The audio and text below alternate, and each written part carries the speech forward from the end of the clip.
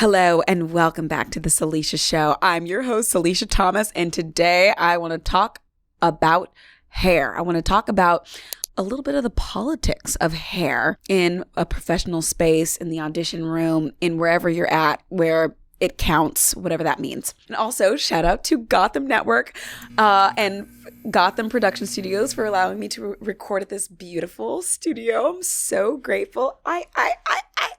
But let's take it back to right before the pandemic happened. I took an on-camera commercial class here in New York City, and I'm not going to say the teacher's name, even though I really do want to give her a shout out. I don't want to get her canceled. She actually changed my life, but she was worried about getting canceled, which is why the conversation almost didn't happen. And I had to pull it out of her. So I was in this class for a few weeks, enough weeks that I've had some lifelong friendships from that class, and also some other crazy stories that happened in that class. But one of the things that was my biggest learning moment or opportunity from that class was not just the techniques I learned on screen for commercial work, but something else. It was my day to present. I was about to sign with a new commercial agency that same day, and so I had a full face of makeup on, my favorite new wig. It was like a little bob wig, and it was freshly styled. I looked great. I felt like $1,000,000, and it was my turn to present that day. So I'm on camera. It's my turn to present, and I'm going, and I'm feeling really good about it. And she stops me. She's like, "Wait, stop. And I'm like, "Yeah." Like, I'm always open for notes. Like, give me everything. Like, just let me know what you're thinking so I can improve. I don't care. I love criticism. I love constructive criticism. I don't need the peanut gallery out in the world being like, "I don't like your dress." But if I'm in a class setting or if I'm in a show, please tell me what is not working so that I don't look like a fool when it counts, right? That's where my head goes. She goes, "Stop. Something is off. I think it's your hair." The room, like the air in the room gets sucked out immediately. Like everyone is like, and I'm like, "What do you mean?" And she senses a shift as well. And she gets very hesitant. She goes, I don't know. I think it's like affecting your personality a little bit. I'm like, "What do you mean?" She don't want to say nothing. I could see like she's like very hesitant and nervous that she's already opened up this can of worms. And I said, "It's okay. I've paid a lot of money for this class. I want to know everything that you're thinking. I will not get you in trouble. Please, why do you think it's my hair?" And so cautiously she proceeds and says, "Are you wearing a wig?" And I said, "Yes." She goes, she's a casting director.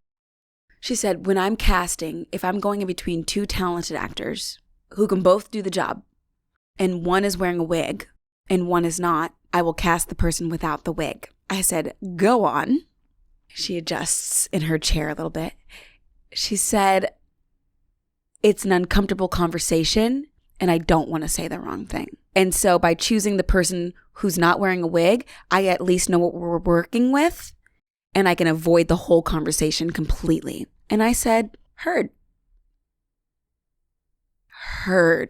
That was such a game changer for me because at that point I had already been natural for maybe almost 2 years, like over a year and a half. But if you were to look at my Instagram, you wouldn't know that I had been natural for almost 2 years because in all of my photos, I was wearing a wig or was covering my head with a hat. I had not straightened my hair for a huge chunk of time, but I'd never still let anybody see it.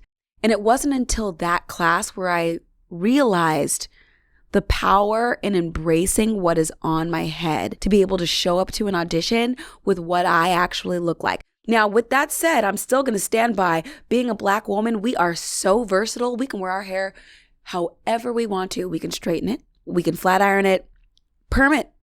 We can wear wigs, weaves, lace fronts. We can chop it. There's so many styles that we can do and rock, okay?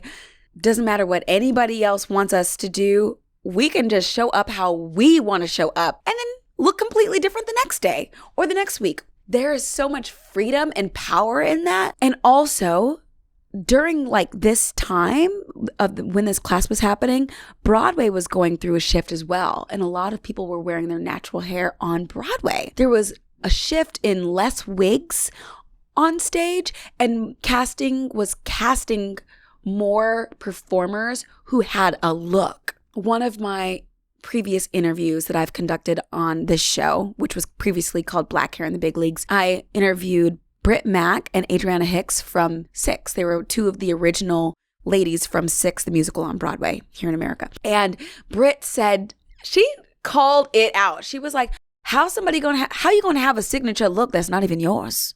I was like, dang, what? Because at the time, my signature look was like one of my favorite wigs that I would wear all the time. But she was right.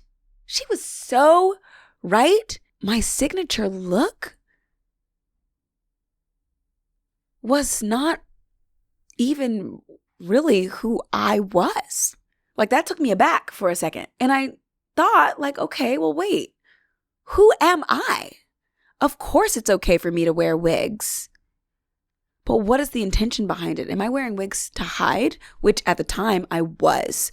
Or am I wearing wigs for fun to mix up what I'm doing, like my new look? Now when I wear wigs, it's because I want to achieve a certain look. Before, when I wore wigs, it's because I did not like what was on my head.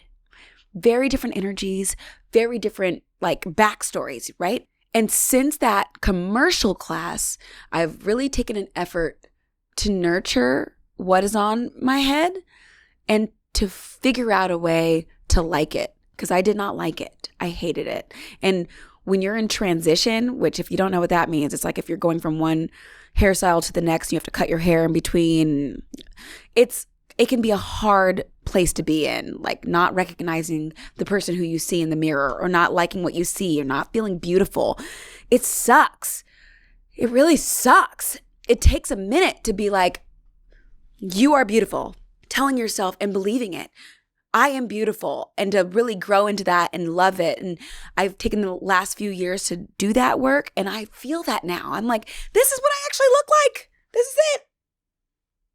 This is my hair. And now I love to cut it, and I love to try new things. And there's so much tied to our hair and identity. And I'm grateful for that class. I'm grateful for that instructor, that casting director who told me the truth, because after that, I was able to challenge myself to show up in public with how I actually look. And the day I began to accept who I was, I saw a shift in others, and I saw them accept who I was as well. I'm just going to leave that out there. I think I went to my first Broadway audition with natural hair right after that, and that's the show. That was my next Broadway show. And they liked me, for exactly who I was. So I guess that message is, you are enough. You are more than enough. You are more than enough. You are more than enough. You are more than enough. You are more than enough. And that's all we got. Thanks for tuning in to another episode of The Salisha Show. You know where to find me. I'll see you right here, right now.